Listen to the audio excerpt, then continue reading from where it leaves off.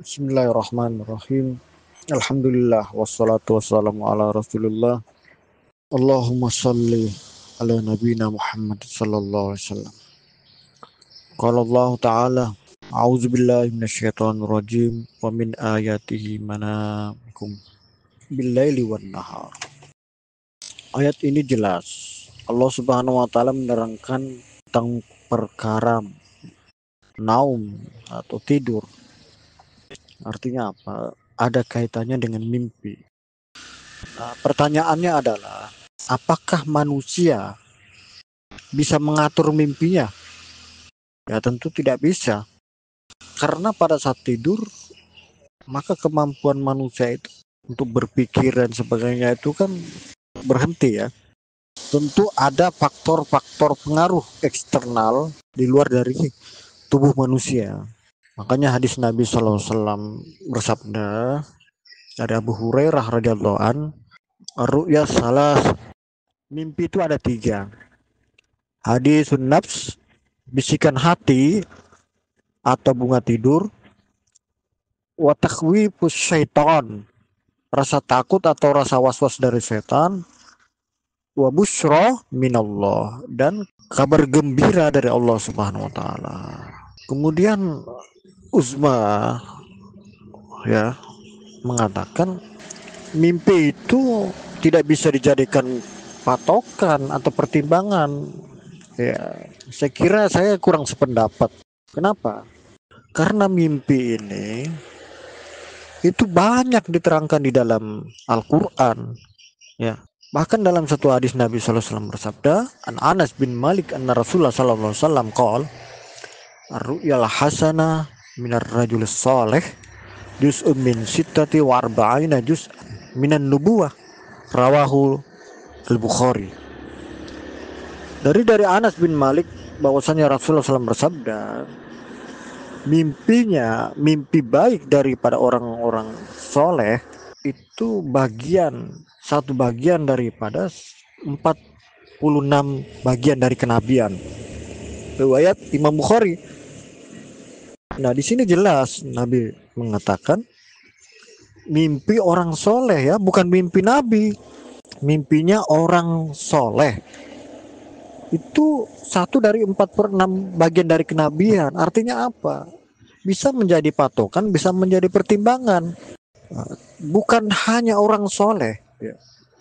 Allah jelaskan jelas di dalam Al-Quran itu. Coba kita buka surat Yusuf itu. Bagaimana mimpi daripada teman sepenjaranya Nabi Yusuf, Allah ceritakan dan menjadi patokan juga bagi Nabi Yusuf. Bukan hanya itu, mimpinya rajanya mereka ini kan orang kafir ini, itu pun menjadi pertimbangan bagi Nabi Yusuf. Ya, yang masalah sapi itu kan kita bisa tahu jelas. Kenapa? Karena memang manusia itu tidak bisa mengatur mimpinya. Jadi kalau Uzma mengatakan, wah mimpi ini tidak bisa jadi patokan, saya kira kami kurang sependapat lah seperti itu. Dan hal ini dibenarkan oleh ulama. Habib Noval, kemudian Gus Baha juga mengatakan seperti itu. Orang mimpinya orang kafir saja menjadi pelajaran bagi Nabi Yusuf alaihissalam. Itu orang kafir, bagaimana dengan mimpinya orang soleh kan gitu. Nah ini jadi kenapa hari ini banyak yang salah paham dengan Said Muhammad Qasim? Karena pertama, belum mempelajari secara mendetail tentang mimpi-mimpi beliau, lalu mengambil suatu keputusan pendapat, ya. Semestinya mempelajari dululah secara mendalam dan sebagainya, baru Anda mengambil satu keputusan. Ya. Yaitu Imam Ghazali rahmatullah alaih ini perlu waktu bertahun-tahun menyatakan ini salah, ini benar. Ada satu aliran ini ya, saya tidak bisa sebut namanya. Beliau diminta pendapat, bagaimana pendapat Imam ini tentang aliran ini. Beliau mengatakan saat itu tidak mengatakan apa-apa, tapi beliau langsung mempelajari, langsung di dalamnya terlibat. sehingga beliau baru mengatakan setelah bertahun atau setahun atau 2 tahun baru mengatakan ini aliran yang tidak benar. Seperti itu. Semestinya ulama-ulama yang ada sekarang itu harus mengambil patokan seperti Ibnu Ghazali rahmatullah alaihi ini. Cara berpikirnya, cara bertindaknya, cara mengambil keputusannya. Padahal Imam Ghazali ahlul kitab, gurunya Imam Bukhari Muslim. Nah, bagaimana dengan derajat ulama yang ada sekarang lalu mengambil satu keputusan dengan cepat? Dan memang Syed Muhammad Qasim tidak pernah menyatakan dirinya adalah Imam Mahdi. Tidak pernah menyatakan satu kali pun, coba cek di video manapun, tidak pernah menyatakan bahwa dirinya adalah Imam Mahdi. Tapi kenapa banyak orang-orang yang mengatakan beliau adalah calon ya? Karena di dalam mimpi beliau itu memang arahnya itu seperti itu. Arahnya menuju ke sana, tapi beliau sendiri tidak menyatakan seperti itu. Oleh karena itulah saya katakan tadi, mari pelajari dulu secara mendetail mimpi-mimpi beliau sebelum Anda membuat satu pernyataan, ya, seperti itu. Nah, saudara-saudaraku yang mulia, mengenai mimpi beliau ini memang banyak ya, tentang mensyarah sebenarnya. Jadi tidak bertentangan. Cuman kemampuan kita untuk menganalisa hadis tentang akhir zaman ini kan terbatas. Nah, hadirnya Al-Mubasyirat ini sebagai petunjuk, ya. Jadi begini, Al-Quran dan Al-Hadis ini ada satu rambu-rambu, ya. Nah, setelah kita melihat rambu-rambu, maka kita ikuti rambu-rambu itu. Nah, di dalam mengikuti rambu-rambu itulah pentingnya ada yang mengarahkan. Yang mengarahkan itu bukan dari pendapat manusia, tapi harus dari berita dari langit, petunjuk dari langit. Nah, sekarang petunjuk dari langit yang berupa wahyu kan sudah terputus, sudah jelas kok hadisnya, tidak lagi tersisa wahyu kenabian, illal mubasyirat, kecuali kabar gembira. Para sahabat bertanya, apa itu mubasyirat? Ru'ya soleh, yaitu mimpi yang benar, kan gitu. Yang saya nyatakan seperti tadi itu, mimpi busra minallah, kabar gembira dari Allah, namanya al-mubasyirat, yang dialami oleh Syed Muhammad Qasim. Jadi jangan kita hanya terpaku kepada rambu-rambu. Misalnya begini, di pinggir jalan nih ada rambu-rambu besar, 100 meter lagi Anda menuju ke pasar. Nah, orang yang ingin tujuannya ke pasar, setelah melihat rambu-rambu, apakah dia hanya berdiam di rambu-rambu? Ya tidak akan sampai-sampai dong. Dia harus mengikuti rambu-rambu itu, jalan 100 meter, sampailah dia di pasar. Maksudnya berpegang teguhlah kalian kepada Al-Quran dan Sunnah. Artinya apa? Ikutilah rambu-rambu petunjuk dari Al-Quran dan Sunnah. Dengan mengikuti itu, kalian tidak akan tersesat. Nah, kita mempertimbangkan, kita berpatokan juga kepada Al-Mubasyirat ini, itu sama saja dengan kita mengikuti rambu-rambu Al-Quran dan Sunnah, kecuali tidak ada petunjuknya tentang mimpi mubasyirat. Kemudian kita menjadikan mubasyirat sebagai patokan atau pertimbangan. Ini yang bertentangan dengan Al-Quran dan Sunnah. Saya kira ini hanya suatu pemikiran yang sederhana sebenarnya kalau mau dibuka pikiran kita ini. Tapi kalau kita taklid buta atau kita kaku, tidak akan bisa memahami hal seperti ini gitu. Dan juga sebenarnya banyak syariat-syariat Islam itu yang berasal daripada mimpi, ya. Ya, contohnya masalah azan. Nah, itu kan kita tahu semua. Ya, ditetapkannya azan itu berasal dari apa? Daripada mimpi Sayyidina Bilal Rabbah radhiyallahu an, ya, yang ketika itu ditanya oleh Rasulullah, ya kan, bermusyawarah para sahabat. Nah, kemudian Bilal pun menyatakan mimpinya dan Rasulullah pun menerima mimpi beliau dan dijadikanlah azan itu sebagai untuk pemanggil kita melaksanakan sholat. Ini artinya apa? Mimpi ini sangat fundamental di dalam ajaran agama kita. Saya tidak akan membuat video yang panjang-panjang karena keterbatasan daripada ini, ya. pertama kemampuan, kemudian waktu dan sebagainya supaya mudah saja dipahami. Jadi begini saudara, ada satu mimpi yang sangat saya kira jarang diungkapkan ya, tentang akan kehadiran Dajjal, yang mana di dalam Al-Mubasyirat Sayyid Muhammad Qasim itu jelas ya, Allah memperjelas namanya siapa, kemudian bagaimana karakter awalnya, kemudian bagaimana karakter akhirnya, kemudian apa yang dia perlakukan, itu jelas di dalam Al-Mubasyirat itu. Makanya saya katakan kepada ulama siapapun, khususnya Uzma, tolong Anda pelajari mendetail dulu. Ya, saya yakin Anda belum pelajari ini, belum. Anda hanya melihat zahirnya saja. Di mana Anda akan menerangkan bagaimana durian kalau Anda belum mencicipi durian, ya kan?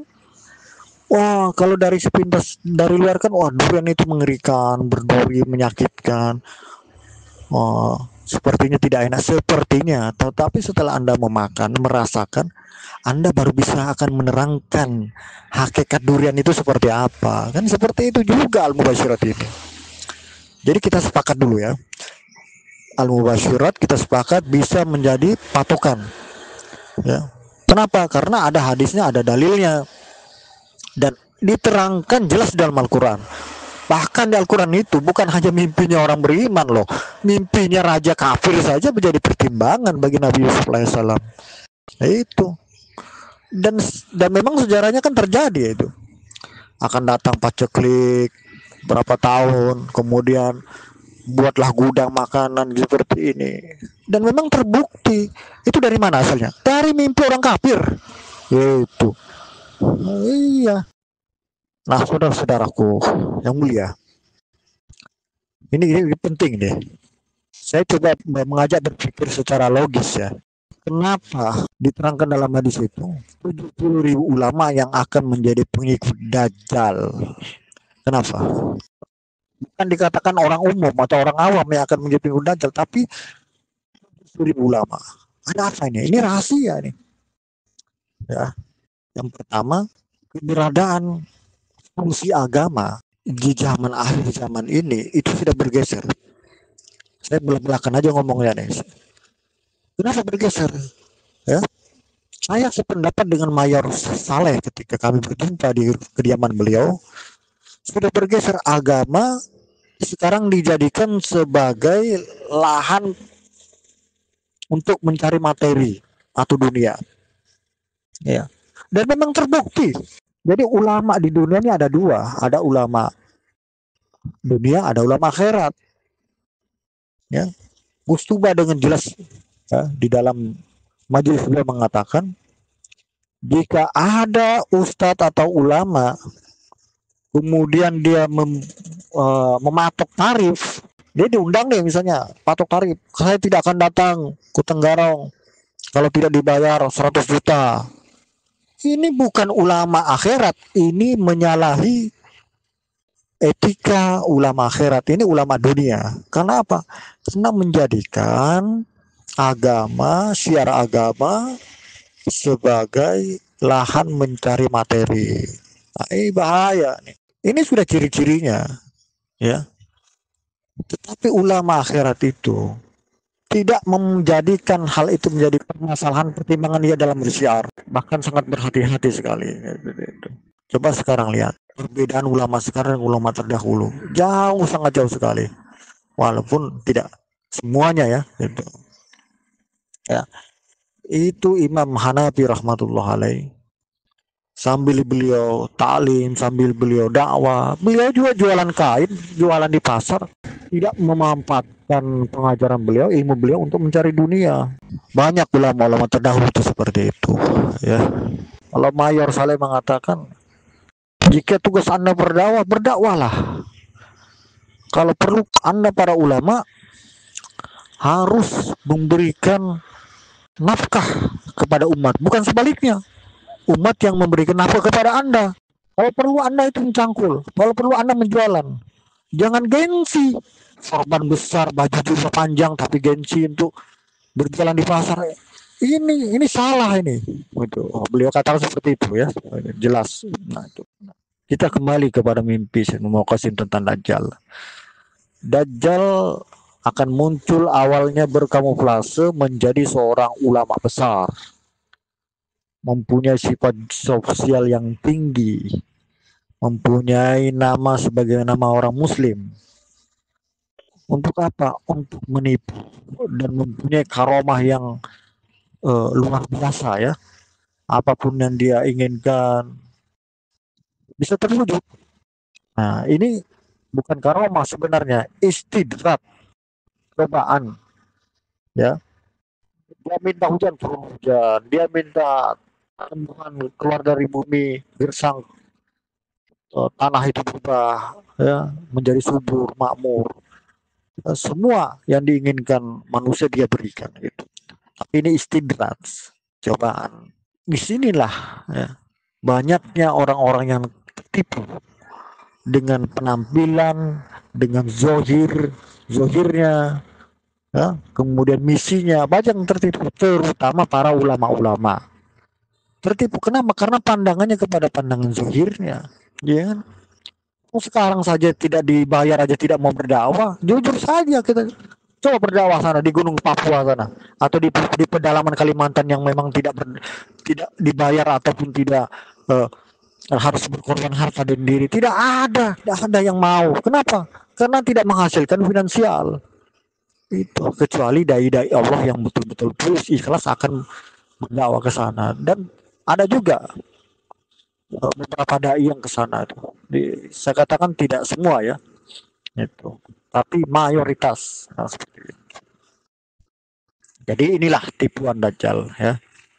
Jadi bukan langsung dia berwujud Dajjal. Secara logika kalau dia langsung berwujud Dajjal, aslinya jangankan 70.000 ulama, satu ulama pun tidak ada yang mau. Ya kan logika berpikirnya kan seperti itu. Tidak ada yang mau. Maka dia berkamuflase menjadikan agama ini sebagai topeng saja, sebagai tipuan. Nah, yang nanti di dalam mimpi tersebut akan menjadi wujud aslinya. Endingnya itu dia akan menjadi wujud aslinya yang akan banyak membunuh daripada manusia-manusia, terutama orang-orang beriman. Nah, ini pelajari dulu ya.